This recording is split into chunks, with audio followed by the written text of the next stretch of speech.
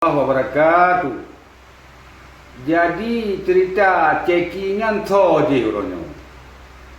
Ilung menyata nan ini ya putren mualim, ya putren wali nangro, tho je orangnya. Pajan timu ini.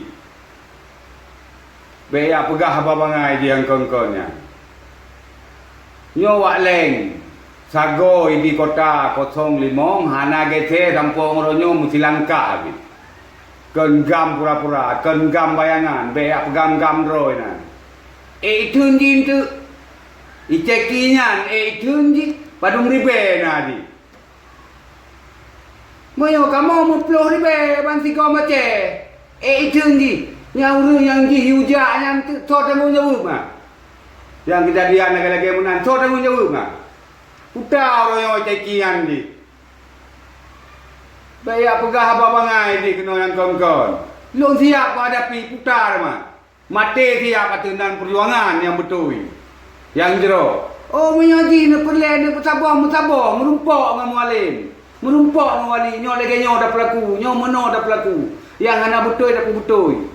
Ya bang, bayak pegah oh nyo ilung kuno lawan wali, kuno lawan mualim baik. Kamu ini lawan. Baik ada orang rinci kamu oleh lawan. Nak siap kah? Siap lawan kamu kah?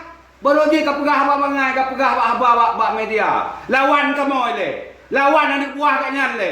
Lawan tentera kat nyalle. Tentera wali, tentera mualim le lawan. Baik pegah babangai nak bak media ni. Baik urang kena tengah 26 puta.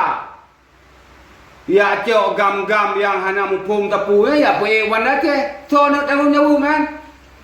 Jadi pupoh bangsa Aceh roje nyo kan tamu sabo bujroh-jroh tamu ge. Yang hana god, tak god, yang god lebih god lom tak god. Menan ni. Be ya pegah apa-apa ya urang meno medeh na miti nyo miti je. Udah miti ronyo god. Kan miti perlu. Lagi nyan dari Wak Leng. Assalamualaikum warahmatullahi wabarakatuh.